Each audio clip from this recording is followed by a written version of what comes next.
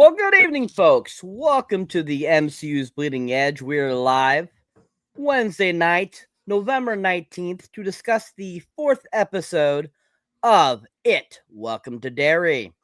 So if you're not familiar with this show, it is a HBO original, which is based off of the It films from Andy Muschietti that did part 1 and part 2 in 2017 and 2019. This is a continuation of that story. It's actually a prequel series. And I think that so far, so good. I think that this has been a really solid series so far. And I think that they're doing a really good job. I feel they're keeping the same aesthetic as the films, and I think it's been really done well so far. So as always, we have my wonderful, awesome panel tonight. On the panel tonight, of course, we have Mr. Andres, the pop culture guy. How we doing, Mr. Andres? Pretty good.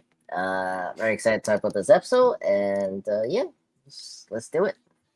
Awesome. And then, of course, we have my trusty co-host, my loyal friend, my awesome dude, Mr. Jeff S. How we doing, Jeff? I just want to point out that Moonlit's little message about Blue Beetle is trending on Netflix, sequel incoming. That's, I think, honestly, is somebody that just came in just to, like, make that jab at me because he knows that I don't believe in any of that bullshit, and that is completely bullshit. There is no Blue Beetle sequel in the works or whatever at all. It's not happening. There's no plans to make it or whatever. You know what I'm saying? And I don't even believe that it's trending on Netflix. I don't even believe that. You know what I'm saying? So like that whole concept is all bullshit. There's no demand or desire whatsoever for a Blue Beetle sequel. And this person obviously knows that this is a sore subject with me. Andres knows about how I feel about this. well, good job, Moonlight, and getting some people's goats going. Anyways, yeah. So Blue Beetle, folks. As of right now, there's nothing been heard about a sequel. So anybody in this room that saw Blue Beetle, the first Blue Beetle, I'm sure realizes that there really would be no reason to make another one. Well, I enjoyed Blue Beetle, so I wouldn't mind seeing a sequel, but it's not like top priority for me. Let me paraphrase. I don't believe that there's any space or room or any desire for that character to come back really all that much, that strong of a desire for the fans. And I don't think Gunn has any room in his, busy schedule with all the stuff he's already got going on to fit in just a random, sequel to a film that honestly came out before he was even really doing his thing, and running the show. You know what I mean? So I just don't think it's a good fit for like what they're doing right now. That is possibly true. That is true. Who knows? You never know. These days, you never know because sometimes they'll throw a wrench into whatever they want and they'll throw something out that you're like totally like, what the fuck? Why are they doing that? So, hopefully, this will be put to rest 100% eventually. Anywho, actually, we're here to talk about It. Welcome to Derry, folks. Not Blue Beetle. We're not here to talk about baseball, but we're here to talk about It. Welcome to Derry.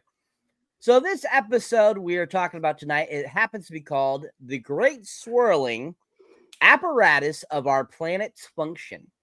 And when I saw that title, I was like, whoa, that just seems like a really long-ass title. I was like, that just seems too much to explain this one episode. I mean, I know there's a lot that goes on in this episode, but at the same time, it's kind of like, I just don't feel that fits, but whatever. Anyways, directed by Andrew Bernstein and written by Helen Shang. This episode is the fourth episode, like I said. With the previous 3 episodes, I really enjoyed the first 2. The third one I thought was definitely not my favorite of the 4 so far. I thought it was okay of an episode. I thought definitely felt to me like a filler episode. And it definitely could have been better, I felt, but overall I think that it still did a good job and got across, but I definitely feel it was a little slow in certain spots, and that just was kind of not fun. Well, hold on, Cyber. I got to ask you a question on that one. Can you have a filler episode where there actually is like a solid, tangible, informative aspect of the episode where you do learn a lot? Like it really it gives you a lot of information about the show itself. It's like a powerful, set of scenes or, information that you get out of it. Can you still have that be a filler episode? I think so. Filler episodes to me are anything that explains or gives a backstory or anything that gives you more information to create the story to go along. Filler episodes usually are a little slower when they're explaining things versus where when something is faster paced, more action oriented, but still explains stuff, to me is a normal episode. Anything that's slower or slows down to explain something to you and goes into more detail, to me is a filler episode. So this episode, that episode I felt was definitely filler episode because it gave you so much information, just like this episode 4 was. 4 gave you a whole bunch of information too. We got another backstory. We got several things in it that we learned. So I feel that even though the episode 3 was slower, this episode 4. I misunderstood you. You're saying episode 3 was a really filler episode. Yes, 3, not 4. Because you weren't here for 3. I'm sorry. Yep. So yeah, 4 is definitely not a filler episode to me. It was 3 I was saying that was a filler episode. But anyways, because I wasn't here, so I thought I'd give a little insight into that. So just right off the bat, guys, what was your overall thoughts on episode 4? Did you like it? Did you hate it? Did you think this was a good episode? And just kind of your overall thoughts on the episode without giving too much details away. And I'll start with you, Jeff. Yeah, I thought episode 4 was great. It's just another continuing, solid episode. Typical HBO, solid episode to solid episode, back to back to back. The quality comes back every episode, yeah, episode 4 had some had the least actual Pennywise activity in this episode. There was very little actual monsters or demons or appearances by Pennywise. Really, all we saw were some little things here and there. You know what I mean? That kind of popped up. And some small horror scenes.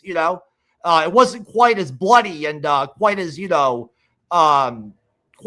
supernatural, and Pennywise, involved this episode, right? A lot more dialogue and just working through the story, and wrapping up loose ends and improving the story, moving the story forward really well. I love that Andres pointed out to me that Dick Halbrin in the show, the psychic, character that works for the military, is the guy from The Shining. I didn't realize that until last week. He's the fucking guy from The Shining that has the shine and teaches, Danny about the shine, and he was in Dr. Sleep, that's awesome. Obviously it was a different actor, but that's cool that they brought him in, that they crossed over to the Shining, universe and brought over one of their characters over into the It universe, I love that, that's great. I hope they do more of that in the future with Stephen King stuff. I'd like to see more of that. But he's great. He's probably one of my favorite aspects of the show so far. His character is very interesting, and I'm loving him. He had a really strong episode in episode 4, I thought. A really strong episode for him. Not that many characters got too much screen time in this episode, but he certainly, I felt like, did. He's obviously becoming a very pivotal part of the story. I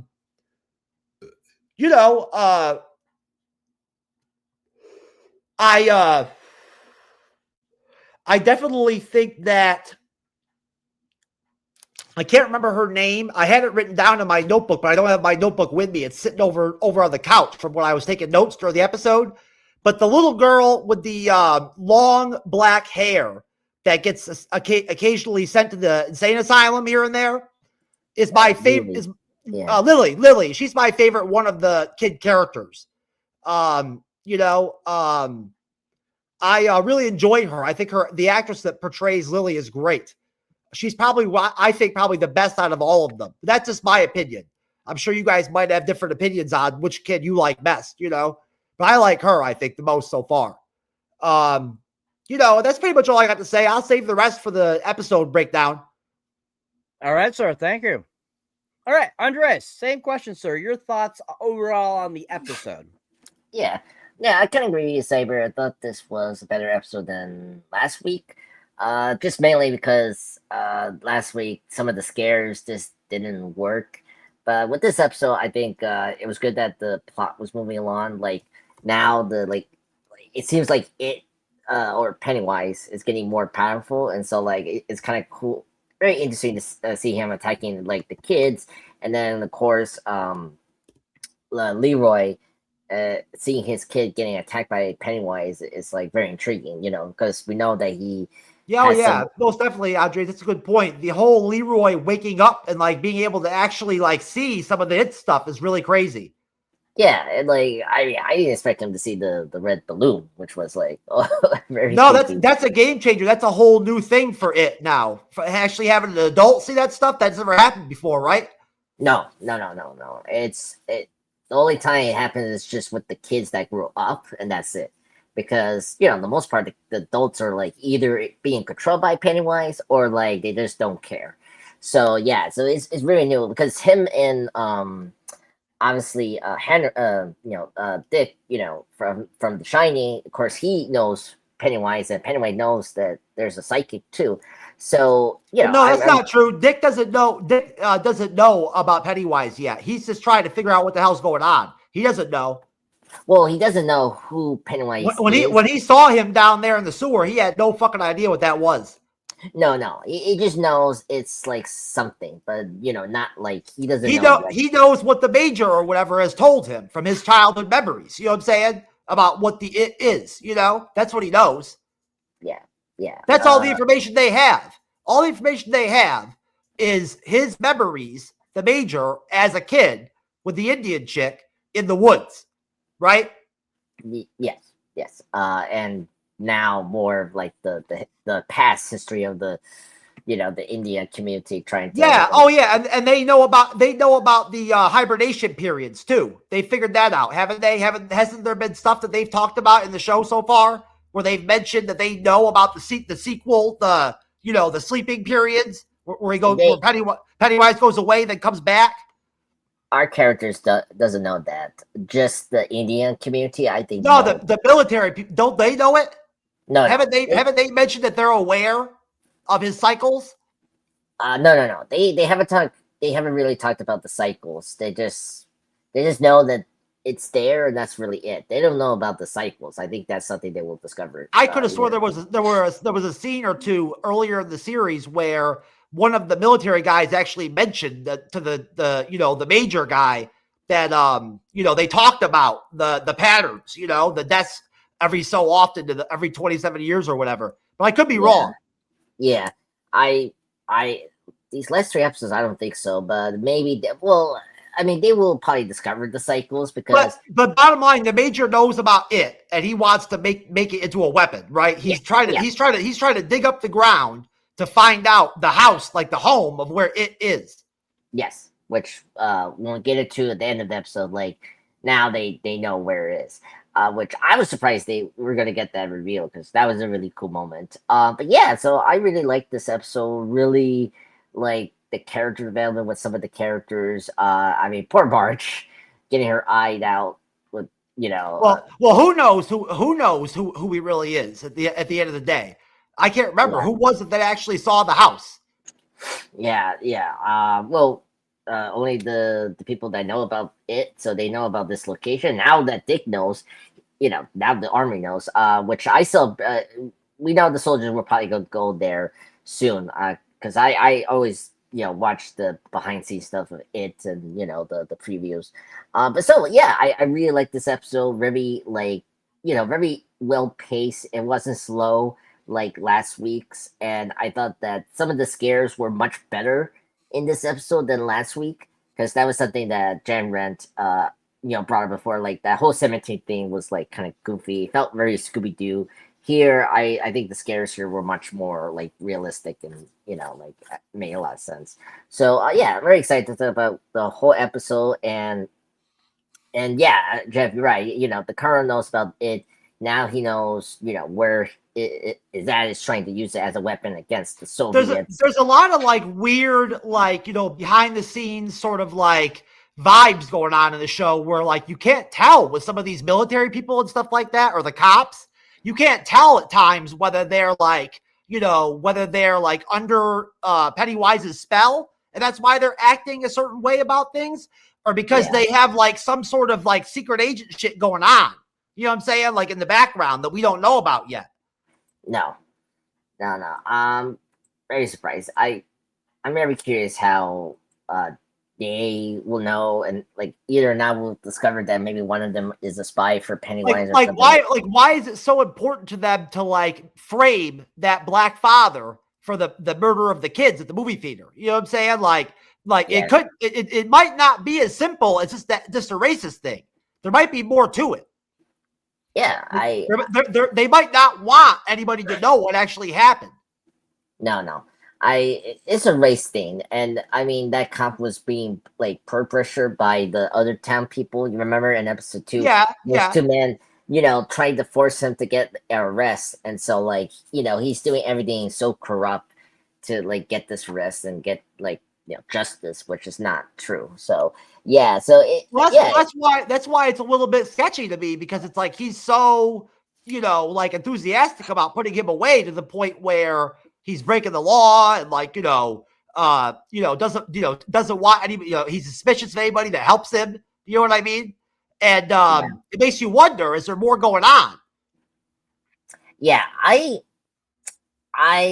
so the chief, I know he's related to one of the major bad guys in the It movies. So I'm not surprised that he's very I have a feeling that he's maybe being controlled by Pennywise, because Pennywise does do that to one of his descendant in the 80s timeline of the movies. He could have the military trying to tell him what to do too and controlling him. You know what I'm saying? The military doesn't want anybody to know about Pennywise. Yeah, no, that's true. I mean, you don't know if General Shaw is even being controlled by Pennywise and trying to get him be released by No, General Shaw is doing his own thing. He really wants to try to make it into a weapon. Yeah, but the fact that he's so determined, it's kind of scary, because it's something that I could see Pennywise using his acknowledgement of him to maybe release him from his prison, that he's been in for so many years. But yeah, anyway, good episode. Very excited to talk about it. And scene by scene, because I think this episode was really good. Well, honestly, Andres, last thing I just wanted to point out, it never hurts to have a little bullshit here during the conversation. But honestly, Devin, have you thought about it at all? What is their plan for actually containing Pennywise when they find him? You know what I'm saying? How do they think that they're going to control him and make him into a weapon is what I'm wondering. Yeah, I've been thinking about it, especially the previews. I don't know if you've seen the previews, but they will find, I don't know, they probably find some object that Pennywise has when he arrived to Earth. They probably will take that. They think that that object could be Pennywise, but they don't realize that's something that that is not Pennywise, and then he would probably want to get it back or something like that. I'm just getting the information from the footage that I'm seeing with the what do you call it, the trailer that is going to show us what's ahead of the season, because they get something from the house, in the preview that I saw for this episode, and I'm like, okay, they find something in the house. They're doing some experiments with the footage I saw. when they go back to the military base. So yeah, I'm very curious. Like, Oh, you're saying you saw them actually find stuff in that house to go like study or whatever in the lab? yeah, yeah. If you've seen the like after the end of the episodes, they usually do previews for like the weeks ahead. And there's one footage, one scene where they got something and they're like experimenting on. So we'll see. Yeah, I'm very curious how they're gonna capture Pennywise because he's usually not like in one place. Like he's usually away, like trying to terminate the kids and all that. Well, he has a home. He has a home in that So in that area of the sewers over there. You know, like underneath that house. yeah. So yeah. So I mean, yeah, very interesting thing if they're gonna capture him, because he's very powerful. I mean, we saw what he did with the natives and the flashback, like very brutal. Like, I mean, that's not his house, right? Like that's just the underground part is where he lives. yeah, no. The house is some abandoned house that is conveniently underneath where the meteor, whatever ship that Pennywise was, like it just landed in that spot, and then like over the years, the house was built under it. So yeah, you're on point there, Jeff. But yeah, And the access to the sewers, all that stuff is there. yeah, because so for the hideout of Pennywise, it's not only connected to the house, it's also connected to a lot of the sewers and pipelines from like. I don't mean to drag in a bunch of it like background or whatever, you know, but I never saw the movies. You know what I'm saying? I forget some of this stuff, you know. No. There's a lot that's connected to the movies, and like they're just slowly bringing into the show. Oh yeah, I've noticed that. Yeah, they're slowly integrating the movie stuff in. Yeah. Yeah, so no, we'll see the tunnels and like the sewer thing because I seen one of the previews that one of the kids will go under the sewer to like go to the layer of Pennywise later in the season. So we'll see. But yeah, so that's my thoughts on this episode. So very exciting. All right, thank you. Great banter, gentlemen. Great banter. Excellent job. All right, so. Getting into the actual episode, once again called The Great Swirling Apparatus of Our Planet's Function. So the group takes the photos to the Bowers, but when he looks at them, the spirits are nowhere to be seen in the photos. So, I mean, I think this scene is kind of interesting, you know, that the one actor there that's playing the Bowers, you know, I think that we're going to find later on he's at some point is related to Henry Bowers. I just have a feeling that they're going to interconnect that character to Henry Bowers at some point.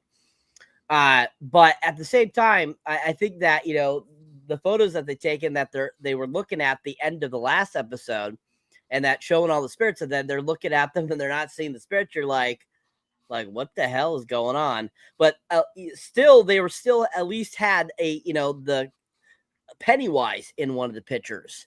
And I was thinking to myself, like, oh, you can still see Pennywise, but you can't see the ghost. I'm like, what the hell? Like, that's weird. But anyways, so, you know, they're looking over, you know, they're not seeing anything in the photos, and the kids are like, you know, basically being told, leave it alone. You know, you guys are in over your head. You know, the one girl, Lily, you don't want to end up back in the sane asylum type of deal. Then Lily then turns to Ingrid, a friend and cleaner at Juniper Hill, but gets no information, which is played by Madeline Stowe, who plays that character. And I think that she's a great actress. I love Madeline Stowe. I think she's very low key in this series, Cyber. Yes. But it's still great to, even though it was a small, like little scene, it still was great to see her. But I think that she's playing a very interesting character, and it'll be interesting to see if later on in this season, if she ends up getting some more screen time and there's more to her story that meets the eye. Because if you notice in that scene, she's like very much like, I'm not saying don't do anything, but I'm saying you need to be careful type of deal. It just seems like she knows more than she's letting on to Lily. So I think that there's going to be more to that character as well. Kind of like the whole town. The whole town is definitely under some spell, definitely involved with something. And I think we'll find out as the season goes on. But yeah, there's definitely some weirdness going on with a lot of the characters. You know, you can't really tell what's going on with them at times. You know what I mean? And it's cool, you know, but it's different. definitely. So after she, Lily tries to get information from Ingrid, which she doesn't, we have Leroy take Will fishing, where he has a vision that tells him that he will die in flames. So we'll stop there and not go any further. But that scene is really crazy and epic too. They're out there fly fishing, they're having a good time. Then, Leroy goes to get some more bait. And then, of course, Will gets attacked by Pennywise and the form of his father in flames and pulls him down under the water, which is really crazy. And I think that that's a really great kind of like scene, because I think it seems very it didn't scare me, but at the same time, I think it was very well done. Cyber, did that happen that quickly into the episode? I didn't realize that. Yeah.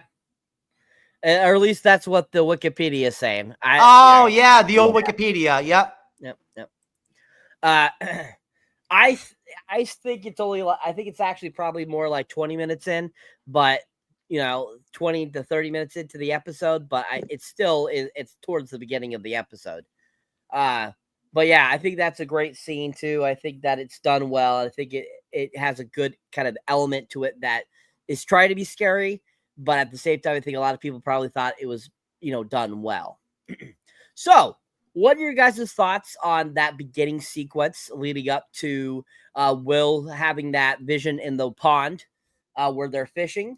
What are your thoughts about Madeline Stowe and Lily and them taking the pictures to the Bowers and all this kind of stuff, and kind of your opening thoughts on the episode? And I'll start with you, Jeff. Yeah, I like as always, I like the kid stuff for the most part. I think as usual, it goes, it always starts off with the kids. Let's be honest with you. You know what I mean? They usually do start off with like one of the kids, or like some of the kids, a lot of times, you know what I mean? Either the first or the second scene, usually in every episode, is always the kids in some way. Either we're going to their school, you know what I mean, or something. You know what I'm saying? Forgetting off the top of my head exactly how the episode does start. I'll just say that I really like Leroy's wife. I like Leroy's whole family. I love his son. Leroy's great. I love their family, but I love his wife because she's an antagonist. She's behind the scenes trying to shakes things up. And kind of already has figured out that there's something weird going on with Derry. You know what I mean? So she's obviously very intuitive. As a character. You know what I mean? And I like that about her. She's kind of a revolutionary type in a way, so yeah, I mean, seeing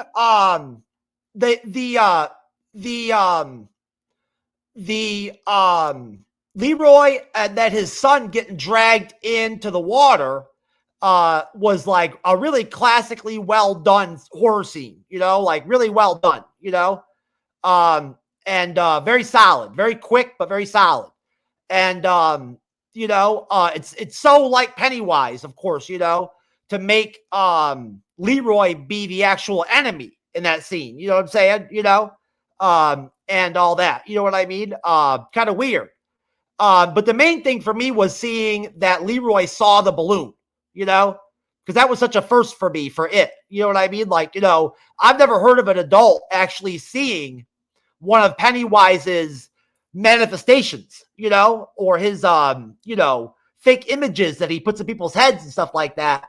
I've never seen an adult notice a balloon from Pennywise floating in the air like that, So that was kind of cool. Seeing him actually like acknowledge that he saw the balloon along with his son. That was crossing some new territory for it,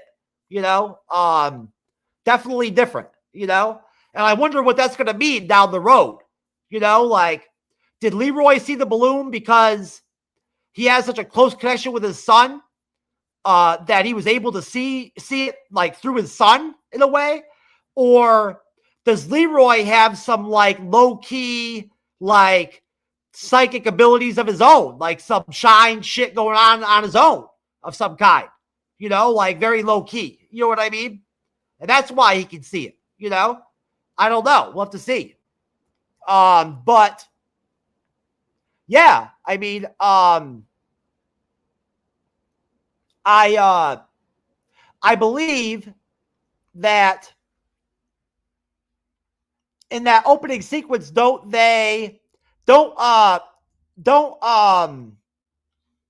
Dean and all his black buddies from the military find their little, like, you know, new house that the major got them to party in or whatever, you know?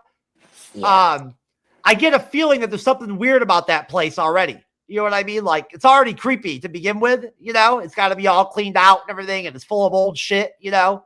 But something tells me that that's going to be a creepy place. Like, there's going to be something going on with that place when they start hanging out there. Mark my words, like, there's something going on with that spot, you know? Yeah, I mean, I think also potentially in the beginning is that when Leroy's wife goes to the sheriff and like puts him on the spot about, like, you know, not letting him, you know, trying to take his case, you know, like help him out or whatever, you know, and goes to the sheriff trying to, like, let the mother visit him or whatever. Doesn't that happen in the beginning? And yeah, in the beginning, she meets the sheriff about seeing the dad, Ronnie's dad, but she gets rejected. And then later on, she comes back. She wants his mother to be able to come in. Yeah, and so she's trying to set that up.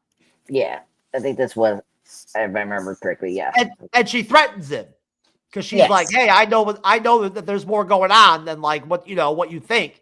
You know what I mean? And I know how you're treating him is not right, you know? Yep. At some point. Yep. Yeah. Because they didn't even give him bond or anything like that, you know? Or like, bail.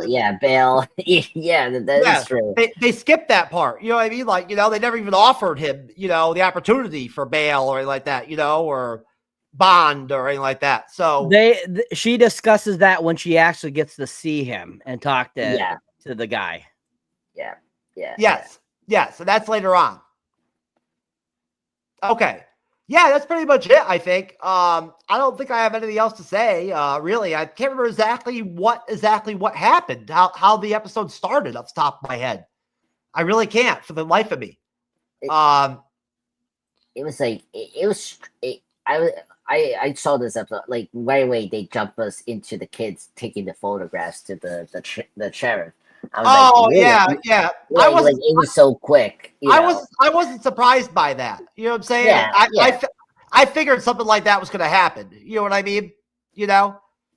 Yeah, I stay tuned. Like, of course, in the HBO app, you know, they usually give you the recap of the last episode. So I always stay to that. And then when we get to the actual episode, besides the title credits, I was like, huh, that's how we're going to start, you know? But I don't think they'll give up. I think the kids will continue to, like, pursue, you know, like, trying to figure out how to get what's her name's father out of jail, you know?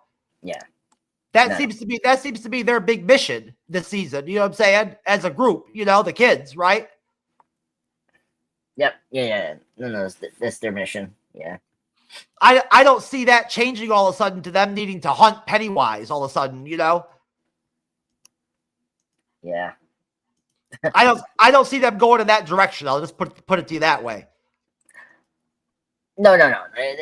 See, they're trying to prove Ronnie's dad's innocent, but at the same time, it's like Pennywise is, like, attacking them because, you know, they're the easy prey, you know, obviously, to, like, drain their, like, to get more powerful. And so, of course, because they want evidence, they will want to, like, face with Pennywise so they could get some proof, you know?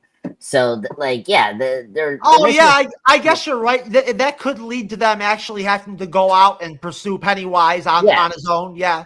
Yeah, it's different from the military. That's all. Like their mission is more like trying to prove Ronnie's dad is innocent, but they need to like face Pennywise some point to like prove it. You know. So yeah, See, now I don't know how they would find him. To be honest with you, though, you know what I mean, because they did. You know, the kids in the It movies actually knew where to find him. yeah. Well, I will see it. Like just like the movies, one of the characters is gonna go to the library and like search some like clues or like evidence of the many years that Pennywise has been in Derry, and that will lead them into the house. That's how like the kids from the movies. Or the military finding where Pennywise is, and that information somehow getting leaked to them could happen. Well, Will knows. Like, remember, Will is Leroy's kid, so he probably will hear something from Leroy, and like that's like, oh, I know where he is. I can tell my friends this is where he is. So like, now Leon's kind of on the same page by the end of the episode with his son, as far as like believing that something fucking weird is going on. You know what I mean? Yes. Like he's already had his doubts already. You know what I'm saying? From episode three, with what's his name? Dick. In the plane. Yeah. So he's already like skeptical about what's going on. You know what I mean? This military project is all hush hush. Nobody really knows what they're doing. You know what I mean? Yeah. Well, that's why at the beginning of this episode, they have him confront, Dick and, ask him what's really going on. And we have that scene when they're at that new cabin that they're taking as their like. So, yeah, he does ask him, doesn't he? Yep. And Dick tells him, "I don't know what's going on," right? Yep. Mm-hmm. Yeah. So we kind of have all those kind of answers going on throughout this. Yeah. Episode. A lot of information in this episode. Yeah. So. Oh, yeah. Like Dick acknowledges that something is wrong to him. You know what I'm saying? Doesn't he? But he just basically says, "I don't know what it is either." You know what I mean? Yep. Which again just reinforces that Dick really does not know about Pennywise. He has no idea. Yep. He knows what the major told him, that there's something down there, something old, something evil, but he doesn't know what it is. Yep. All right. So, going over to you, Andreas, your thoughts, sir, on the beginning of the episode. Pretty good. I thought it was. I mean, we kind of briefly discussed that. I like that these episodes jump into like the main plot right away, which is cool. I was very happy that the kids took the photos to the. Well, I don't know why they want to take it to the main chief because he's corrupt, but whatever. They're kids. I don't blame them. Like who else do you want to take it? And of course, I was not shocked that they were going to see something different from the pictures. Like Pennywise, like has such like powerful abilities to like warp what people can see, where the kids like actually see like there was like ghosts or anything that like actually attacked them. So I wasn't surprised about that. That's something that Pennywise always does, like in the movies and even the miniseries or the book you read. He has that kind of power to like trick the minds of like of these adults, and it's like not knowing that like there's really strange shit going on here, and especially Chief Bowers, who first off I don't like the character. I hope he does die in this season, and he is connected to one of these like bad guys from chapter 1. I'm not gonna get into that detail, but like. He like his descendant also got controlled by Pennywise so easily because how corrupt he was in chapter 1. But I agree with Jeff that that Lily is a great character. I like her. I think she's a very sympathetic character. I mean, first off, her dad getting killed by a pickle machine, whatever, it's like so sad and like crazy. It was probably brutal too, probably a brutal death. Yeah, I'm surprised the show didn't show us that, but thank goodness, because I don't want to see that. But I doubt they could have showed that on HBO. No, I don't like that. Could have been going too far, but yeah. So like, and she's not being believed by the adults, which is so frustrating because like she is telling the truth, and getting pushed by the chief to lie is like. Man, this girl is just going through so much shit. She has the hardest life out of all of them, out of all the kids. yeah, well, her and Ronnie, like those two characters specifically, are like hitting really hard. So yeah, and then of course, the Leroy side of things is very interesting. So so in the episodes from the day one, why that General Shaw wanted Leroy to be part of this machine, because we heard, or like in conversation with his best friend, um during the war, the Korean War, or the war he was at before he came into Derry, he had an accident, and so and that he is now like he no longer like has this feeling of fear. That's what the Shaw was saying, that hit the accident that he had, that like the scar that we see in his like was it like right side of his cheek.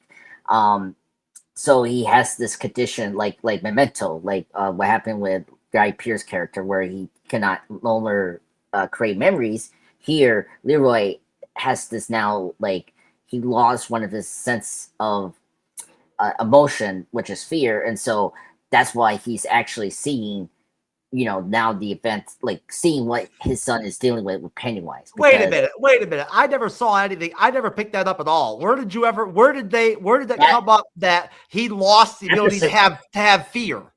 Well, that they talked about that in episode 2, when he was like, when he got attacked by those people, that because he was testing him, and the general was talking like, why I wanted you to be part of this program, this mission.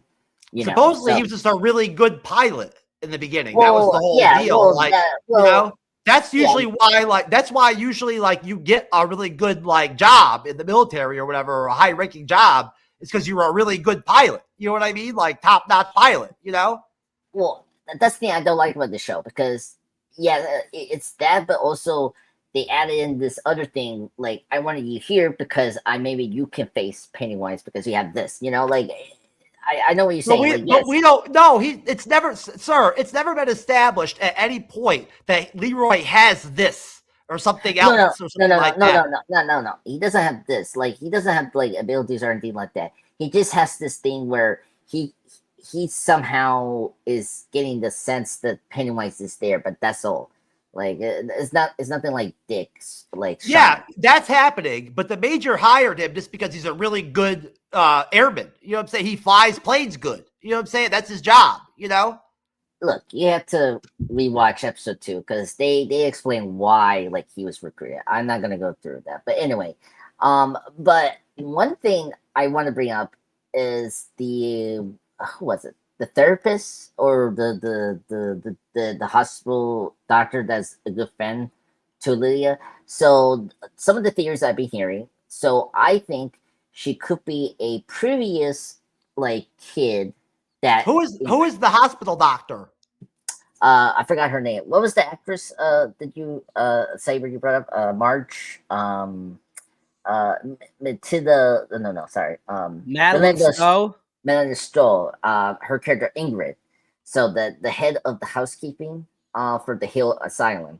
So okay, yes. Yeah, so I'm talking about her because I think there's major twists with her character. So the first one, I think she could be like a kid from a previous timeline, like either before this timeline, the 1960s. So she could be a previous kid that has a kid. Or she could be another adult that's actually like hip to Pennywise. There are people out there that know about Pennywise. You have to believe that there are. You know what I'm saying? The Indians know about him. You know what I mean? Who knows? Maybe she, for some reason, knows about it. Yes, that's true. Yes, it could be, but I with her, it's kind of like, I don't know about that. Because with the Indians, it makes sense, because they have the object, they have the metal, that meteorite that they got from that cave we saw in this episode towards the end. But the other big theory, and I know this, you had to like listen very carefully. So I think she is Pennywise's daughter. So she wait a minute. Pennywise is a crazy alien spider looking like creature. You know what I'm saying? Like, he doesn't have a penis. Well, that's the thing. You have to. Well, I'm not gonna get into the sex part, but he's never had a penis in any of his forms. Well, yeah, I know that. So, you remember last week's episode? We got the flashback of that creepy girl with the almost looked like the Pennywise look. And do you Okay. honestly believe that Pennywise will be able to like have sex with a human being and create a child? Well, hey, first off, Terrifier had a kid, so I can believe that. And plus, there are hints that he has a family before. Because look, you have to, You're really pushing it with like the actual powers of it and what he's known to be able to do and not do. well, I don't know how they're gonna do it, but I'm just telling you, those are the theories I'm hearing from. He's But never been also, able to. He's never been able to go into the real world, right? well, Around humans in the real life. You know what I'm saying? And yes, actually, no, no, no, no, yeah, yeah, no, no, no, and actually assume human form and no, have no, sex okay. with women. No, no. Well, I don't know about that, but Jeff, he has been with humans. It's just before the aliens have captured him in that area that we saw this episode. He was out freely before, so he had probably had you were saying for intersex or whatever with someone and gave birth to a child or something like that. Plus, we'll get into in the series, but like A desire to reproduce has never been a thing with it. I know. This is a new thing they're adding into this in the show. So it was not part of the movies, but it's something they're doing in this show, which makes sort of sense, I guess. But No, it'd be kind of far fetched. It'd be really kind of going out there, like to go in that direction. I don't think so, and you could do it in a way that it makes sense because the way she acts. That's not Pennywise's daughter. I'm telling you as is. It could be that. I'm not. There's other ways they could tell about the story, but I just think that makes sense because also there's a picture, which I know you haven't seen the movies. There's a picture where he's with this one kid, and that never got addressed in chapter 2. So, Cyber, don't mind me. I've got to go after Mr. Andres, the pop culture guy, because oh my god, at times on these episode breakdowns, he goes and says some stuff here and there where I've got to just jump in. But I will say one last thing. Madeline Stowe, or whatever her name is, that's playing that character, is a very big name for this show. You know what I'm saying? So, like, honestly, you got to figure that, like, unless they signed her just to play a little tiny role, you'll have to imagine that they are going to give her more screen time, like Cyber said, in the rest of the season. You know what I'm saying? They're going to have to increase her role. Yeah, I know. I believe she has a big role. It's just we don't know what's her role right now. Well, not really. Her role so far is nothing. You know what I'm saying? Like, I'm saying, like, they might actually, like, give her a role or increase her role, you know? Yeah, I mean, we'll see. I mean, this is the theories I'm hearing right now. She's a name. She's a, you know what I'm saying? She's a Hollywood name. Oh yeah, no, I know who she is. I've seen a couple of her movies. I mean, she's from the 12 Monkeys, by the way. So I know who she is. And the last of the what's her name? Madeline Stowe? Yeah, Madeline Stowe was in 12 Monkeys. She was in the last of the Daniel Day-Lewis movie? The last of she was in The Last of Mohicans? Yes, she was in that. Yeah. She's in that one. That's a classic. We got to review that someday down the road. That's a classic. Yeah, and just one more movie. She was in We Were Soldiers. So that was my first time seeing her. She played a military wife or something like that in that movie. Yeah, I think she was Mel Gibson's wife. I think she was too. You're right. Yeah. Yes. Yeah. No. She was. I remember now. But yeah. So then after that, I do like the father-son relationship. I really like that fishy moment because they were getting along. I know that the dad has a hard time to like relate to his son and like try to like act like a dad to him, and so I like the fishy moment before Will.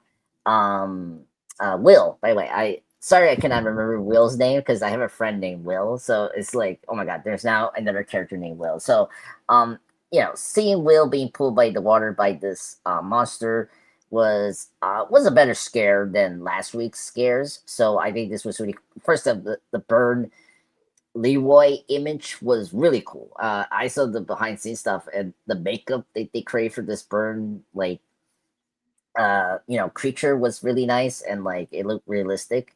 And the fact that Leroy like got a sense that his kid was in danger was kind of like really shocking, because sometimes when the kids get attacked, none of the adults like never get a sense or like that these kids were attacked. Like It would be dead quiet there where they were at and everything. If you think about where they're at, it'd be dead quiet. So like any noise at all, any splashing, yelling, or anything like that, you'd hear it. Yeah, exactly. I don't want to jump into it, but like when March was getting attacked, like no one came when she was getting attacked by Pennywise. So like this is the first time like you're seeing like, wow, this like is happening. Like a adult is like hearing like this kid getting attacked. I thought that was a great scene. That was my favorite part of that episode, was that, because it was really terrifying and like very scary.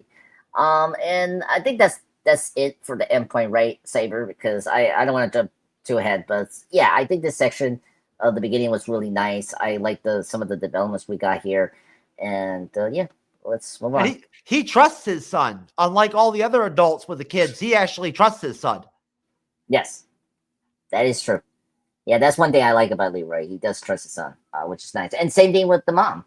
I like this family. I agree with you, Jeff. I think Leroy and Amanda, if he says something's going on, they're likely to believe him. Yeah. March. Oh no, sorry. The wife's name. Charlotte. Charlotte, another character I like. I like that she is trying to help out.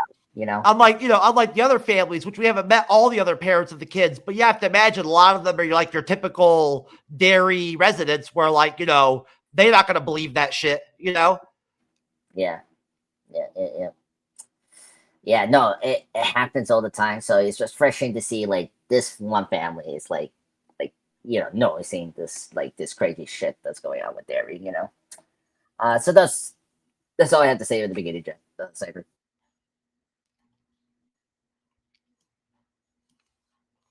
All right, thank you, sir. Good job. Great banter once again, fellas. Great banter.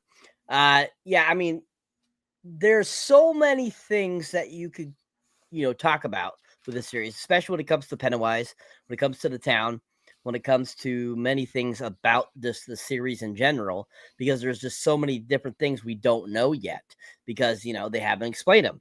So, I think that these little banters on the side are actually really good. As you had mentioned earlier, Jeff, that, it kind of gets things, out there, gets things like thought process going and stuff like that. So I think it's been really good banter between both of you. It's been very interesting to hear what you guys have had to say. All right. So I think it's I myself, I think during this sequence, this beginning opening, I think it was really great opening.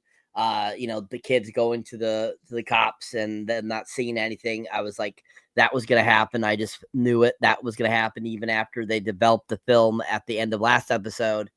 And, then of course we get more kind of like time with Leroy. We get more time with Dick. We get more time with the airmen, that we really haven't had too much to do with them, really. I mean, except for a few military scenes that we've had over the course of the last 4 episodes.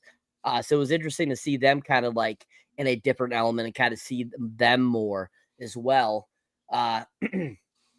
But I appreciated how like we had that sequence there where Dick is outside and he starts like hallucinating, and kind of gives you an idea of, that he has some sort of abilities, that he why is he seeing these visions? Why is he seeing certain things, unlike everybody else?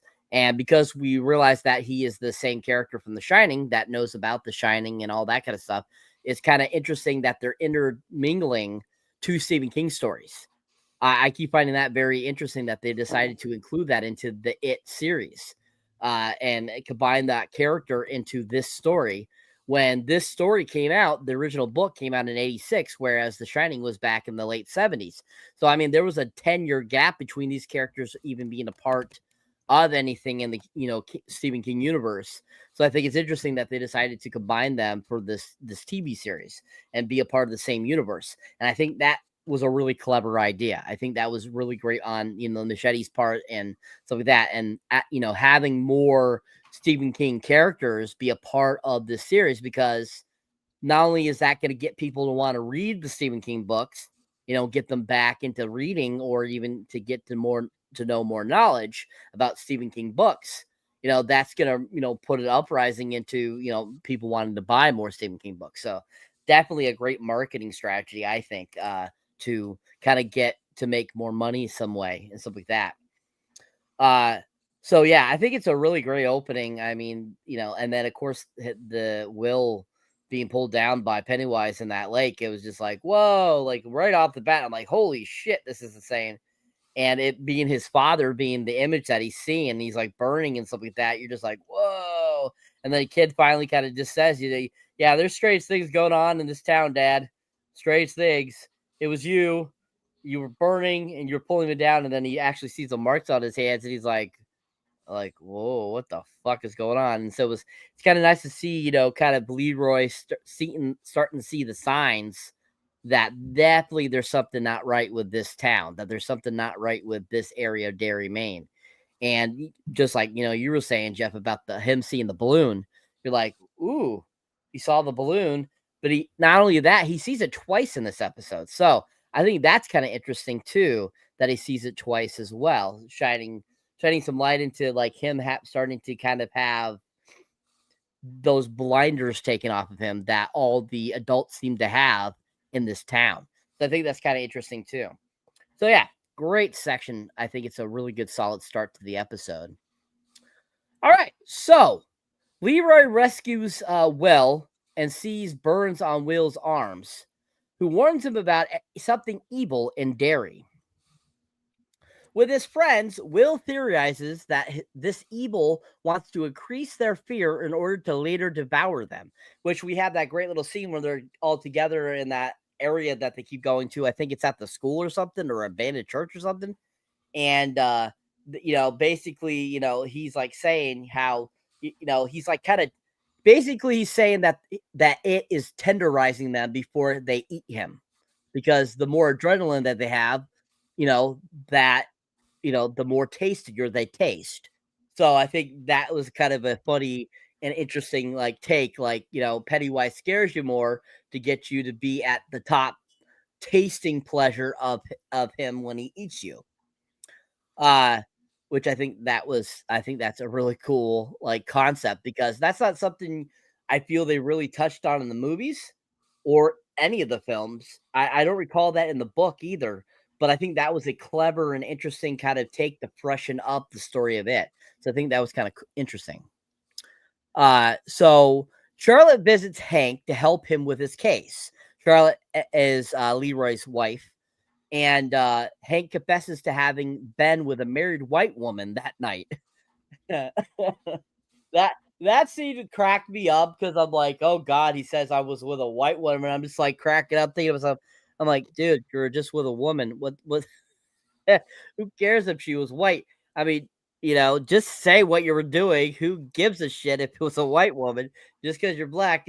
Well, obviously they're insinuating that, even at this point in like the 1960s or whatever, he could potentially end up on a cross or whatever, I know that it's for the times, but still at the same time, I think it's funny. And I don't think anybody was honestly that far up north in the U.S. back then in the 1960s or 50s or whatever. I don't think anybody was putting black people up on crosses. Well, down in the South they were. Yeah, down south, yeah. Yeah.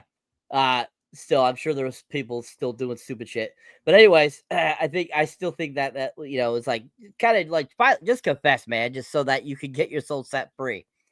And but their whole conversation is very interesting and stuff like that, because for Charlotte to even get in there, she has that conversation with that other cop when the sheriff's not there, and that's when she threatens to say, "Oh, I have a big mouth. I could go talk to several people and stuff like that." That's what we have that scene where she threatens them, saying, "If you don't let me see him," and then she goes and has a conversation with them and stuff like that, and they have that kind of standoffishness and stuff like that.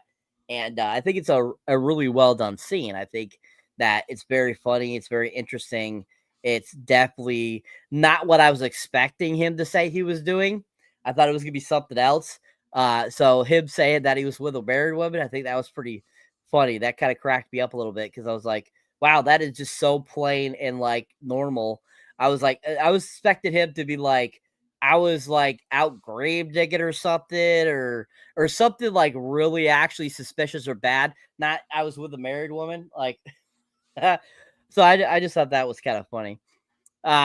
So yeah, I think that was a great scene. It has a lot of great moments there. So then Marge tries to play a cool prank on Lily, but has a vision in which her eye pops out of their sockets, mutilating one in fright before Lily intervenes, although she is left looking guilty in front of her classmates. So we'll stop there. That scene was freaking insane when they're in the bathroom and she's about to tell her that it was all a prank, and then all of a sudden her eye starts to pop out. I was like, holy shit, that's an interesting way of doing this. Interesting way of torturing her, Pennywise. I'm like, holy shit. And like her eyes start bulging out, and like almost like in Who Frames Roger Rabbit when Christopher Lloyd's character, his eyes pops out. And but like the graphics and the CGI that they used there, I think were really done well. And then her trying to saw him off and then end up sawing one off. I was like, I'm like, holy shit, that is fucked up. And of course, poor Lily, she of course is trying to get the thing away from her stabbing her friend in the eye, and then it looks like she was stabbing her, and it makes her look guilty again. You're like, oh shit, Lily, I'm so sorry. This really sucks. Like poor Lily, it's just like you just get one stone thrown in you. Lily cannot catch a break. No, she cannot. This poor girl is just like keep getting, so screwed over in every instance, and she's almost like the Beverly Marsh of the group. She's definitely Beverly Marsh from like the films, where she has this horrible parent that not like Beverly Marsh does. At least she doesn't have like a abusive father, but she has this kind of abusive mother that is like retarded almost. And you just kind of like think of yourself like, this woman is so screwed in the head. Why do you even have this kid? And so it's kind of like, her whole life is screwed up because of this bad parent and everything. So, she, like you said, she just can't get a break. So I think it's, poor Lily, the poor thing just can't get a break. So you're kind of rooting for Lily. You're kind of hoping she gets a break here eventually. Because I mean, if you think about it, the first 2 episodes, she sees all those kids slaughter. She goes to the sane asylum and is stuck there for a while. You're just like, wow, this poor girl. You're like, damn, you just can't get a break, Lily. But anyways, what are your guys' thoughts on this leading up to Lily intervening when Marge is trying to cut off her eyes from an hallucination she's having? And what do you think about the scene with the Charlotte and what's I forget what his name is, the prisoner and Hank? Thank you. And then what do you think about the whole situation where they have that conversation about thinking, basically kind of saying that Pennywise is tenderizing them up? We'll start with you, Andreas, this time. All right. Yeah. The movies and the book hasn't really like addressed that Pennywise uses fear to to like go against the kids. I don't think the movies, the new ones, address that. So I feel like this is very good that they are addressing that with this version of the group of kids we're following for the show. So I like that, and first off, I like that how Will is the one that is making that suggestion. So I really like that because it makes Will being very smart, which he is, and I really like Will as this secondary character, because I do agree with you about like Lee is the Beverly Marsh of this group, because she's like the main focal point as the girl in that group. Because we don't spend too much time with Ronnie because she's another girl, but like we just mainly like focus on her dad, more in that side. But yeah, so I really like that scene, and then I really like the interrogate or the I guess visit prison scene or station By the way, who was it? The Hank's friend. Oh no, Leroy's friend was outside doing some work or something like that, and he was so noisy, so like nosy, like seeing her going to the station. I'm like, come on, dude. And I totally forgot about him. He actually worked with Machete. He played the Barry's friend in the Flash movie. I totally forgot that he was that actor who played the future Flash villain, Dr. Alchemy. But anyway, so I thought the police station vision was probably the highlight of this episode because I thought the actor that plays Hank was really awesome. Like his dramatic like speech that I didn't do this, I'm an innocent man, I'm being forced into my will, like really great like acting chops from that actor who plays Hank. And yeah, I do agree with Saber when he brought up the like, oh, I'm sleeping with the white, woman. I'm like, oh, of course, of course he's sleeping with a white woman. And I forgot. Is Maine is in the South, right? Like no, like I don't know, like Is what? Derry. Maine is above New Hampshire, sir. Sir, Yeah. Maine is the farthest north you can go in the United States until you get to Canada. Yeah, because I don't know why he made because like if you're up north, you should be fine. Like I don't think like the North never like put a black man in hand No, them. that's what I said. There were no lynchings in the North. You know what I'm saying? Like honestly, you got to remember in the North, black people were free. You know what I'm saying? Like like way back. You know what I mean? Like there was no slavery in the North. So like northern states, like especially in 1950 or 1960, whatever this show is set, right? Like there was no such thing as like of like lynch mobs or like stringing up black guys or whatever for having sex with white women. You know what I mean? Like that didn't happen. No, yeah. So because like this, because Jeff, you brought it up, and I was like, yeah, I don't like is Derry either up north or in south, but like I don't know, like I mean. They could be like a very racist northern state. That's possible, of course. You know what I mean? Of course. But still, though, like at this point in the history of the United States of America, in 1960 or whatever it is, like in states like Maine and New York and New Jersey and all the northern states, black people were treated okay. You know what I mean? Like Yeah. So I was like, oh, okay. So I guess this town is the most racist north of them all. So I am not surprised that he said that. And I mean, the way that she reacted when he told her, she made it sound like it was a really big deal. So it must be bad. Yeah. Well, and I'm trying to just remember correctly. Yeah, because we're in 62. Like we're not there yet with the civil rights movement. So yeah, I was like, okay, so it makes sense that he did lie, like he wasn't at the home, like he was with someone else. So I hope he does tell the truth, because it's like, why you want to like I do agree with Cyber, just tell your story and then like you will be let go, right? I mean, I don't know, Pennywise will care about that or whatnot. So okay, like we got the reveal of like why he's like so like kind of like not telling the full story. So, but yeah, and then I'm just looking at what Cyber say in the Wikipedia. Like, of course, we saw the again Pennywise attacking Will again by the telescope. I thought that was really cool, and then seeing Leroy seeing the balloon again, that was really really creepy. I didn't expect that. So I really like that. And then just wrapping up the Lily and March thing.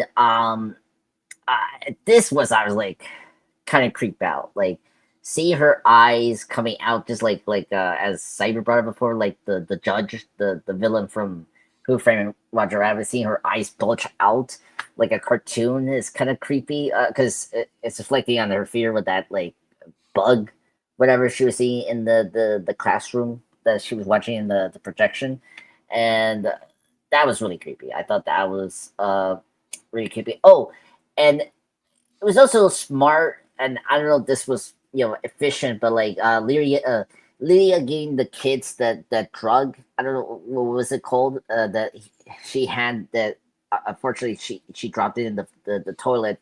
Like I wasn't sure what the fuck that was. I think it was something about headaches, or I don't know, properly to dream or something like that, or properly to sleep. If you have like bad dreams or something like that. I don't know. I thought that was a neat way to like defeat Pennywise, because they think that he's using fear and their dreams or something like that. But to see Marge like cutting out her eye was kind of like really brutal. I didn't expect that, and yeah, I agree with you, Jeff. Like, this kid is not having like a great like year in the school at all. Like, now everyone thinks that she's the one that like stabbed her in the eye.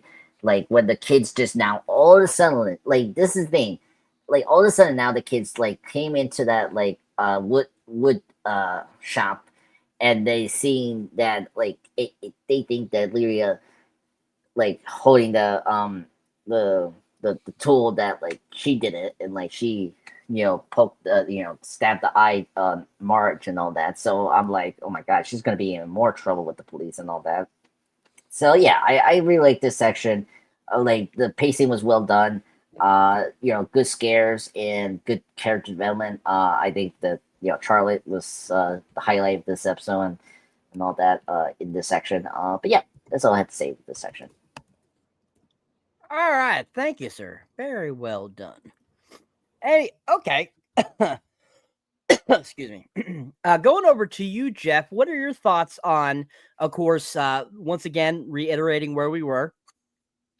With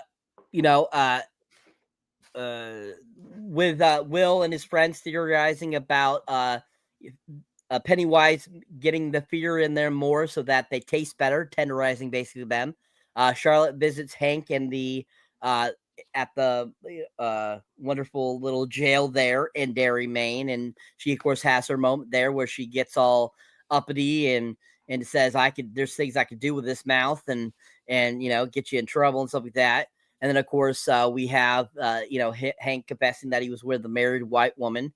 And then Marge tries to play a crank on Lily, which ends up with her poking out one of her eyes from a illusion from Pennywise, and then Lily tries to intervene, and it looks like she was trying to do it. What are your thoughts on that section, sir? Well, clearly, just to bounce off of Andre's, that was the that scene with Lily's friend and her those eyes was the most graphic, gory, brutal, like truly like horrific, like shit I've seen so far in it. Welcome to Derry. Her cutting that eye off with that fucking stationary saw, or whatever. That was fucking crazy, bro. That was out there. The fact that Lily ended up in that situation where she ended up with the weapon in her hand on top of her like that, and her all fucked up. You know what I'm saying? Like, somehow that actual little girl that was going to set Lily up, with that to embarrass her with that boy, somehow she ended up fucked up. Like, she actually got hurt with that eye shit. You know what I'm saying? Her one eye was fucked up, wasn't it?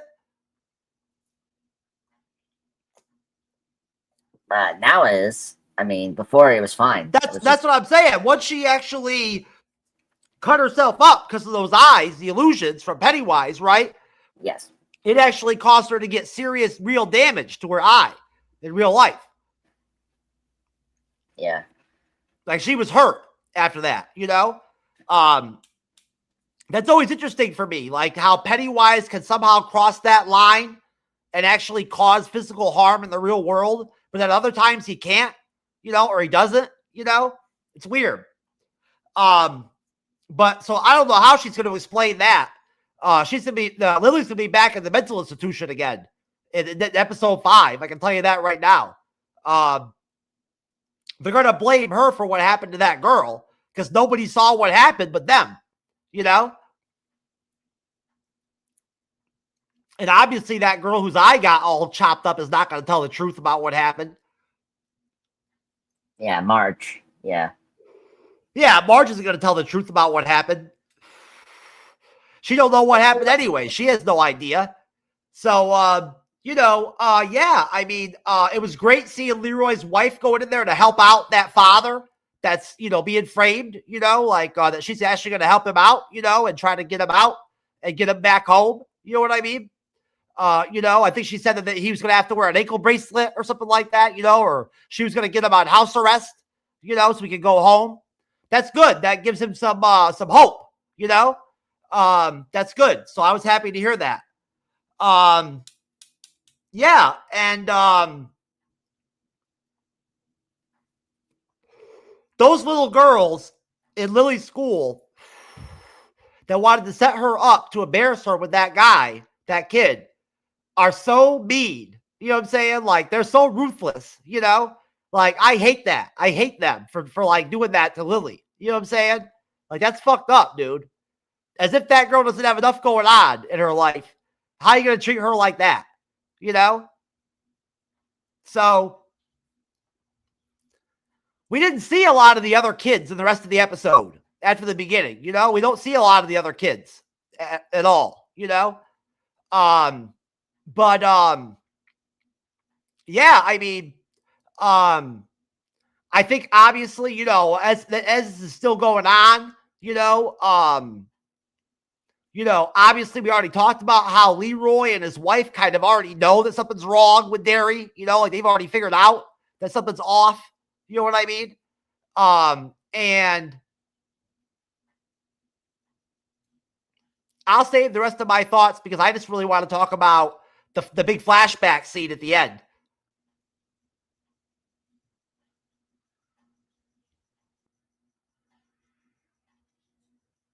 All right.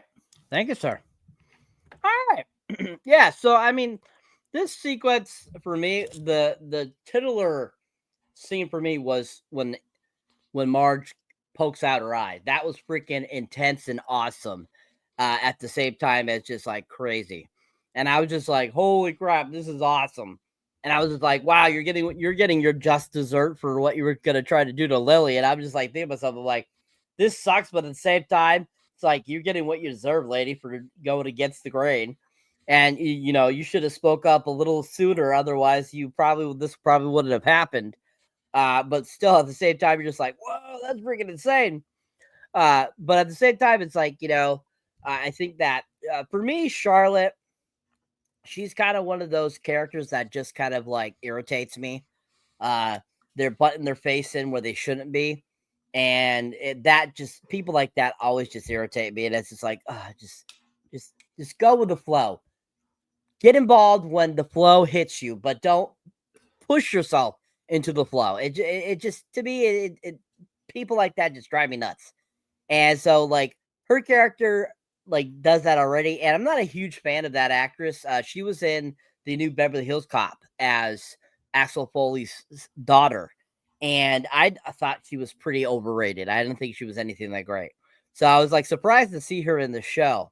So I was like, oh, okay. I'm hoping she's okay. And so far, she's been okay in the show. But definitely this sequence here was probably my least favorite of hers. She just really got too much involved with this whole situation. And it just, I found it very irritating. But at the same time, I still think that scene is pretty interesting and funny because of his confession finally saying that he was with a married white woman.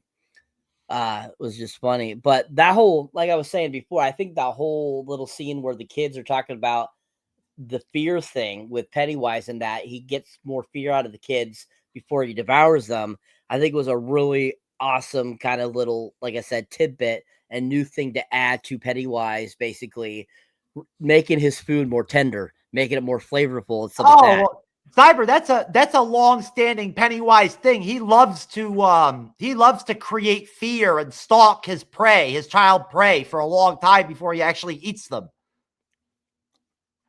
Yep. So it was nice to see them talk about it and use that and make that kind of a focal point of this episode. So I really enjoyed that. All right. Moving on. All right. So where we left off after Marge's eye is basically poked out of her head, and poor Lily looks like she's getting framed for it. Will sees a clown watching him from his window, and when Leroy goes outside, he sees the same red balloon he saw while fishing. Halloran enters the mind of Rose's nephew, Taniel, and discovers the entity's origin and how it gained more power as it killed, and how the natives imprisoned it in the place that is now Derry. Taniel shows Halloran that the entity is in the Nebolt house. Ooh, Nebolt, which is a great homage to the films. Finally showing the house that the kids go into to fight Pennywise, unlike just going into the sewer. Also, we can't forget Rose's character. We actually saw her earlier in the episode talking briefly with the general about some stuff, and we get kind of that interesting little take on that. We get a little bit of more history with her a little bit earlier in the episode too, seeing her back a few years back, doing like a meeting and stuff like that with the other Native Americans in the area and stuff like that, which I thought nobody's really mentioned. I thought that was an interesting little part. But this sequence here of this ending of the episode, I think was really fantastic. I think that the capturing of Taniel is interesting, and basically using Halloran's powers to get into his head to find out what he knows about the entity is really cool. I mean, the whole backstory of the Native Americans making that barrier around the forest, I think was really interesting too. Then that's the only way they felt they could contain Pennywise into a certain area so that he couldn't wreak more havoc than he can. Because as they had mentioned, that he was going everywhere and killing kids. So, I mean, the fact that they did that and they put that in place all those years ago, I think it was an interesting little backstory, but at the same time, an interesting thing into Pennywise as well, that people did know about Pennywise. Like, just going back to what you were saying earlier, Jeff, about how the other people do know about Pennywise. We know that the Native Americans know about this entity, about this creature. I don't know what they call it. I don't know if they call it Pennywise. I don't know if they call it or what. They have a name for it, but I cannot remember for the life of me. Yeah, so they definitely are aware of this creature. They know that it exists, and even though they put these boundaries in place, the creature is still running amok and killing kids. So they really haven't solved the problem. But I think that's a really interesting little take, and a nice little intro history into Pennywise, a little bit more about his origins there in Derry. So what are your guys' thoughts on this conclusion of the episode?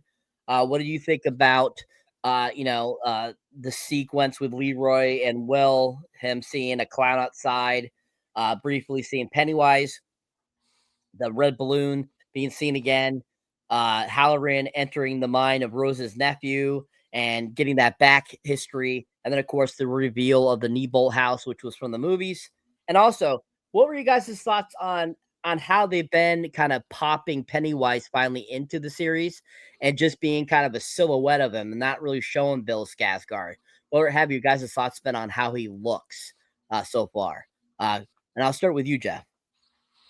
Yeah, well, as far as Pennywise goes, I mean, they're very slowly, episode by episode, they're giving us little teasers and little hints of kind of like, some of Pennywise's forms, you know what I mean, that look like him, you know what I'm saying, they've done a little bit of that, you know what I mean, and they've showed him an actual clown form now too, you know what I mean, so they've showed him in a couple of his different forms by now, and it's, I'm enjoying it. I don't need to see Pennywise all the time in this show. I don't need that, what they're doing so far, the way they're handling it, I'm fine with it.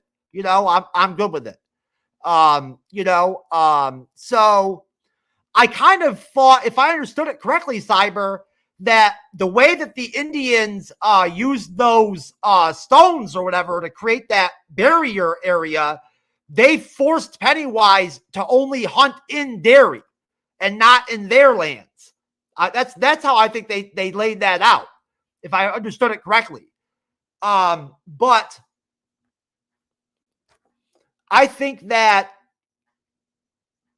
it was really cool. I like the major guy so far, the head guy with the military, because I like how when Leroy went to him and he was like, hey, what's really going on here? Like, something's going on and I'm getting concerned. He actually, hooked him up, you know what I'm saying, and made him a part of, the inner circle, you know what I mean, and brought him in, to the real deal, to the real information, and had him be a part of, the whole, session in the chamber with Dick and the Indian kid, So I took some extra Adderall tonight. If you guys haven't noticed, I've got that Adderall chatterbox, talkie vibe going. But no, I like that. I like that the major guy doesn't seem like a real prick, He seems likable, at times. You know what I mean? So far, as a character. You know what I mean? Like, he doesn't seem like he really has bad intentions, at least so far, Although at the same time, his desire to try to catch it is kind of a scary, thing to do. You know what I mean? It's a dangerous thing for everybody,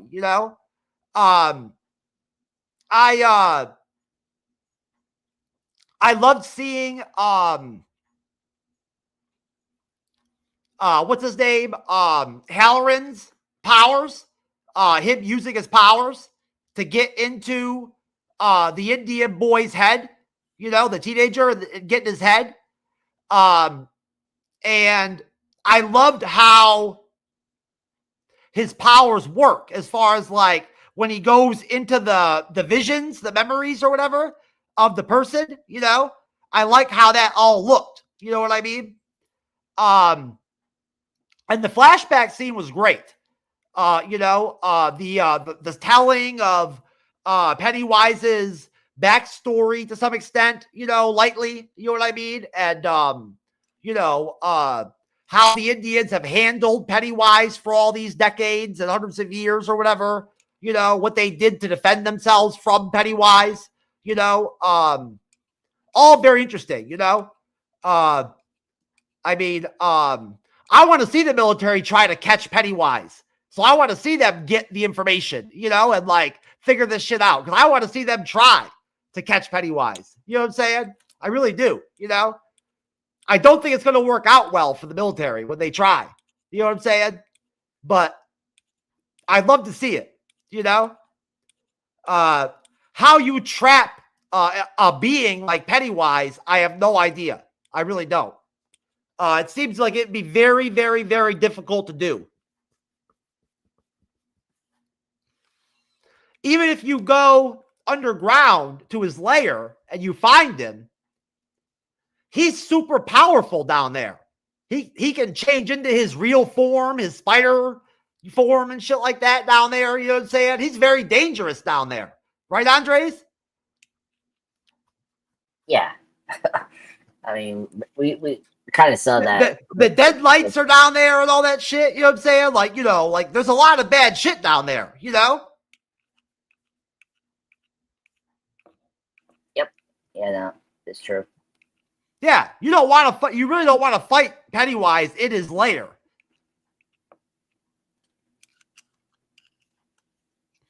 Unless you have the magical objects or whatever, like the kids have in the It films, you know what I'm saying, or whatever, and you can take them out like that, Yeah. I don't know. Maybe they haven't shown us everything yet. Maybe they have special weapons, or technology or devices that they put together to try to contain it, Who knows? I'm sure they don't believe that they can take him down with simple bullets and cages, cells, So I'm sure they probably got some shit we haven't seen yet, like some secret agent shit, some tech, you know?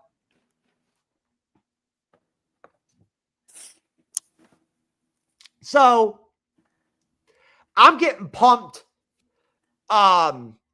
with both of the main stories of the show so far. I'm loving the military part, you know, with them trying to, you know, hunt down Pennywise. I want to see them succeed. Like, I love it, you know? Even if they lose when they try to get to Pennywise or whatever, they find them. I want to see it happen. And I love the intermingling now of the two stories where they're kind of coming together, along with the whole Indian people part, you know, the Indians part to the show. I'm liking too, you know, that element and how they've become kind of like an important factor in the show, you know.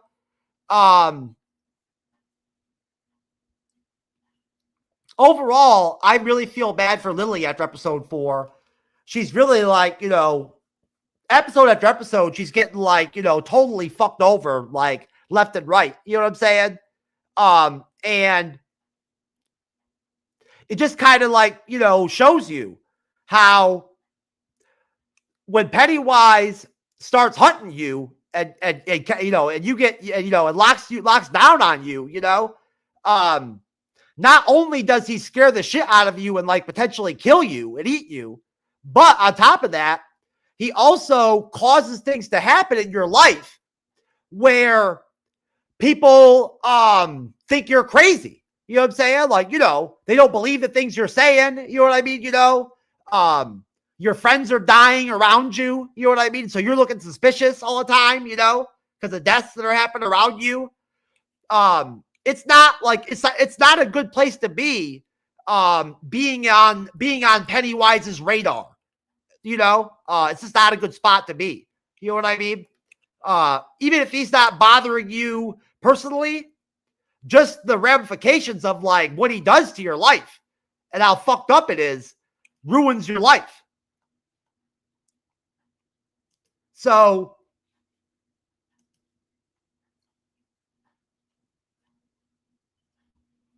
yeah, I mean, I think that's pretty much all I have to say. You know, I'm loving it so far, and this was a great episode. I thought the ending was great. Loved that flashback. Loved the mini origin story for Pennywise, although I would have liked to have heard more. You know, it would have been cooler if they would have had some more information about him. But I'm sure we'll learn more from the Indians in episode 5, you know. But obviously they'll be going to the house now. So yeah, I mean, you know, hats off to Leroy for stepping up and going to his boss and being like, hey, what the fuck, man? What's going on? You know? Like I said, just so cool seeing what's his name? Masterson or whatever, you know, Dick or whatever his name is. The psychic guy doing his powers, using his shine on that kid. I was loving that, you know, how his powers worked. I thought that was really well done. And again, I just want to say that whatever that girl's name is that had her eyes bulge out and then, like, you know, tried to cut them off with multiple, you know, tools. Marge or whatever. Marge. That was the most brutal, gory, insane, like crazy. I did not expect that scene of it so far. Maybe of the whole season right there. Her cutting her eyes off and all that shit was really fucking disgusting. And really like far out and really going way out there with like child humor, you know, like, you know what I'm saying? Like, you know, honestly, you know, when it comes to the realm of child humor in movies, that's pretty dark.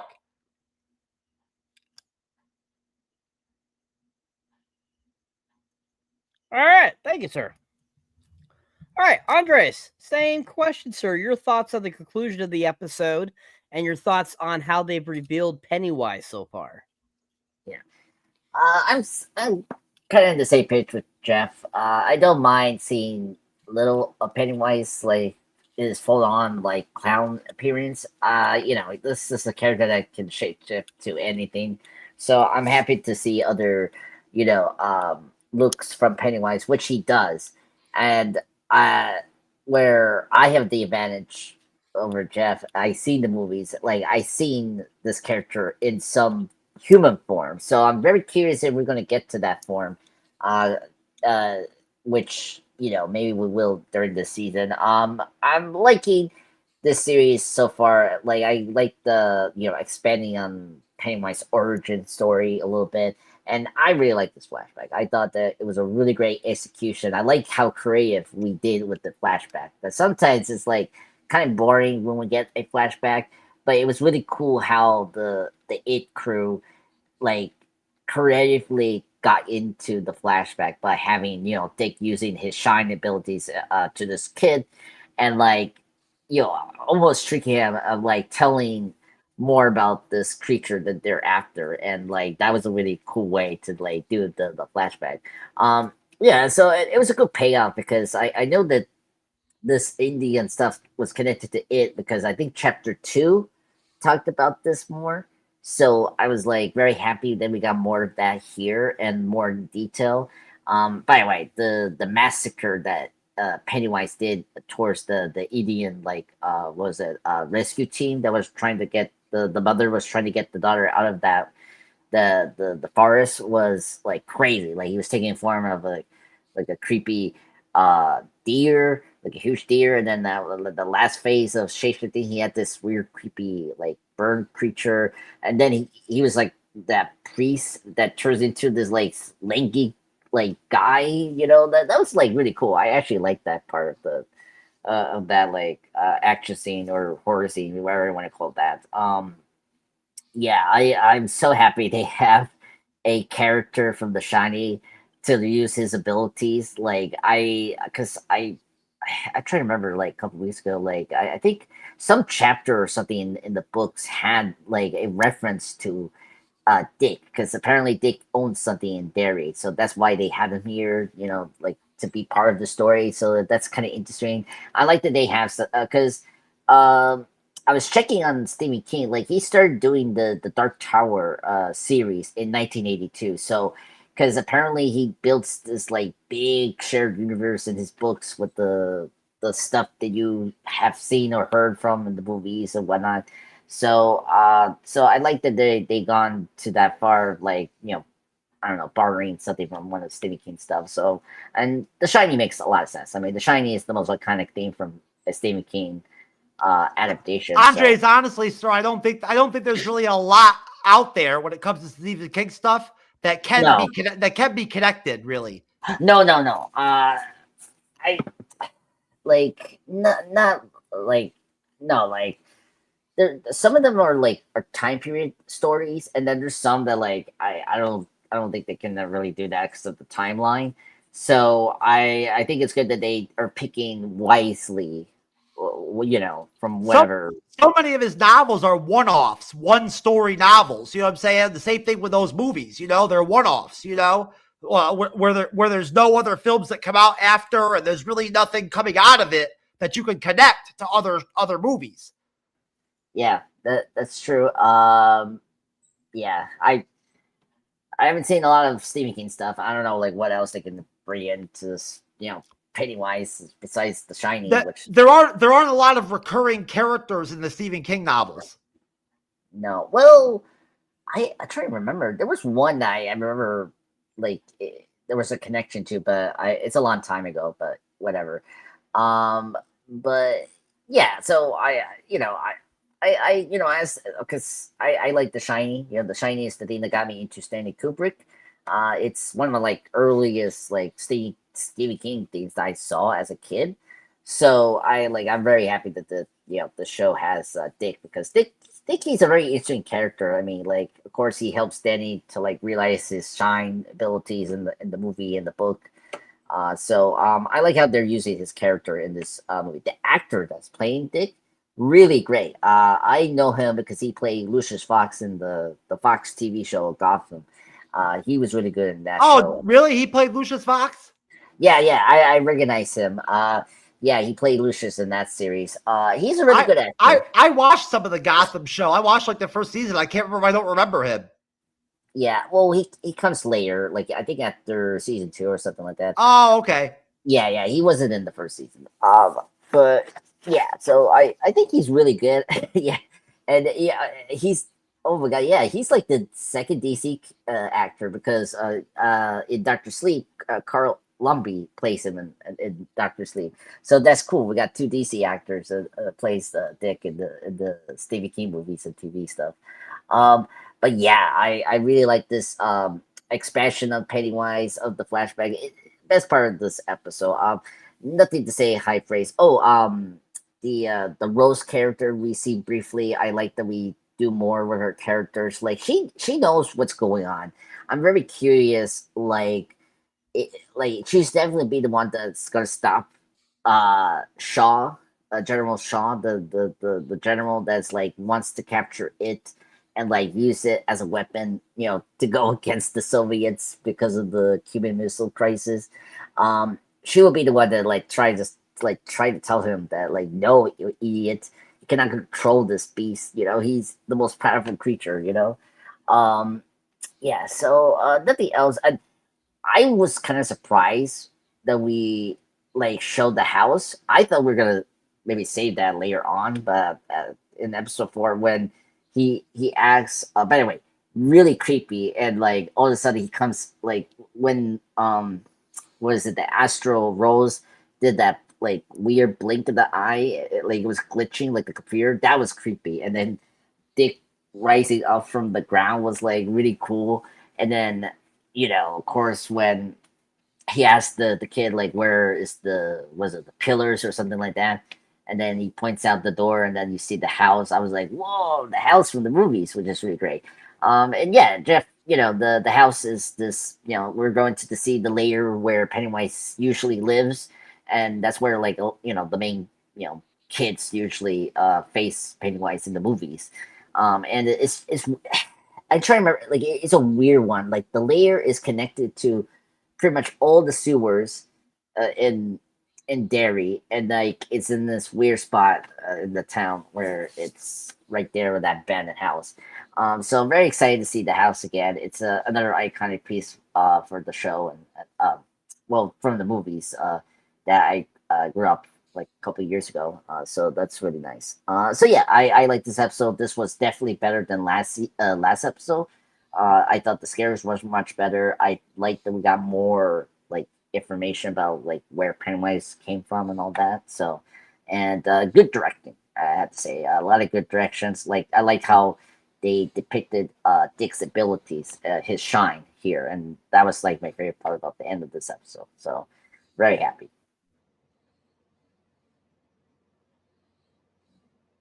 All right. Thank you, sir.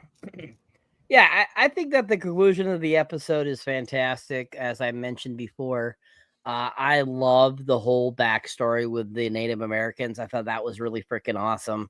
And then taking pieces of his ship and putting it around the barrier of the forest to keep him in is freaking insane. I think that was a cool little concept because if you think about it in the films a little bit, they do kind of mention a little bit about his ship and a little bit about how that affects him. So they didn't really go into full detail in the films about that, but Yeah. I like that they decided to do that in the series. So I think that's really cool, giving you more history about Pennywise in a whole. And I think that really worked well for the episode. I think it was a very strong closing for this episode, a really solid episode once again for this series. I was really impressed.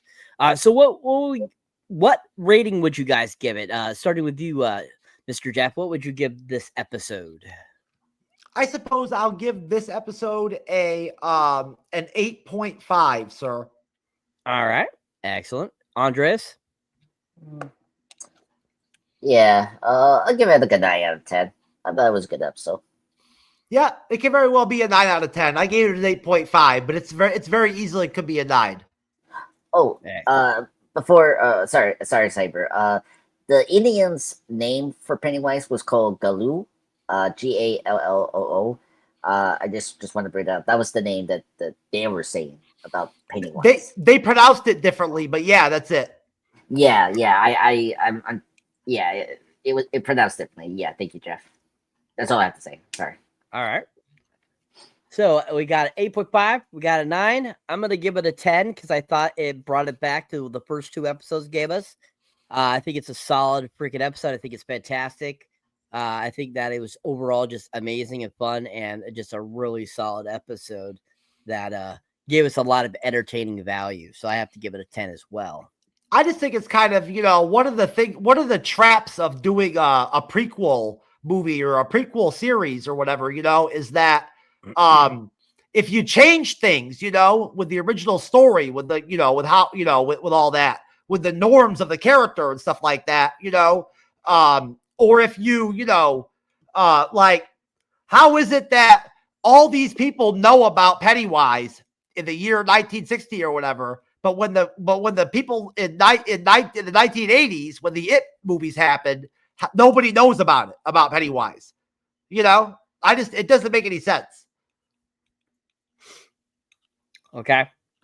I think it has to do with basically the town being re-influenced by Pennywise. I think it has to do with making them forget about him. I think that when he keeps surviving, he's able to do more, parlor tricks where he's able to, deceive the people and make them not see him. So once people know of him or they've come across him at some point in their life or whatever, they never forget about Pennywise. You know what I'm saying? He doesn't have the power to erase their memories or anything like that. You know what I mean? It does. No, it does. The kids from the movies, like when we get to the sequel, they totally forgot about the experience they had during the 80s. They did, but didn't that also have something to do with them just becoming older? You know what I'm saying? And wanting to distance themselves from the whole experience. You know what I mean? No, it was that, but it was mostly they did forget because of the power that Pennywise had. And this show actually addressed that. That's another thing. Like, Rose, she brought up that she confirmed that when you leave Derry, you have this like strange feeling that you don't remember what you did in Derry. So like there's something that's going on with Pennywise where he actually does make people forget what they experienced in Derry. So it's a thing. Okay. So, yeah, it's a thing. So, and just remember, we're in a prequel territory. We don't know like in Endor way, we don't know if these characters are going to survive. Like I know Dig is going to survive, but we don't know if these kids are going to survive. Like they're going to probably be killed towards the end of the series. We don't know yet. And yeah, I mean, at the end of the day, there's no point in falling in love with any of these characters because when season 2 comes out and we cover it, none of these actors will be back. Yeah, exactly.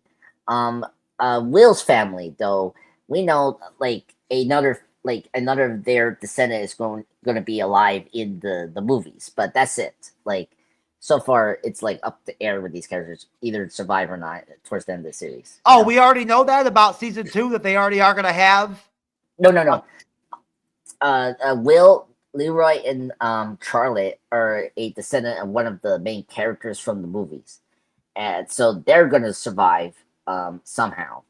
So yeah, but we're going back in time with the new seasons. Every season's going to go farther back in time, not up, not further in time, back in time.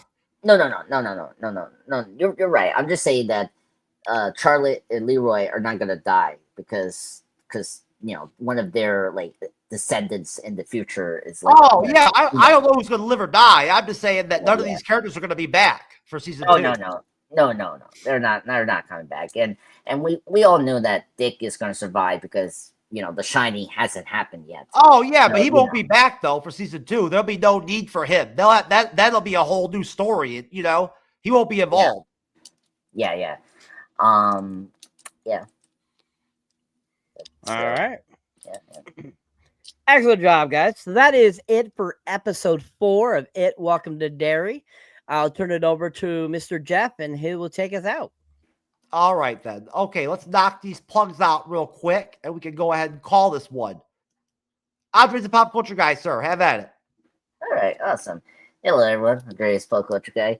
As you see there, I posted my latest content and reviews or trailer reaction. So this week, you can see me and Jeff's trailer reaction on the Michael teaser trailer and the Anaconda trailer.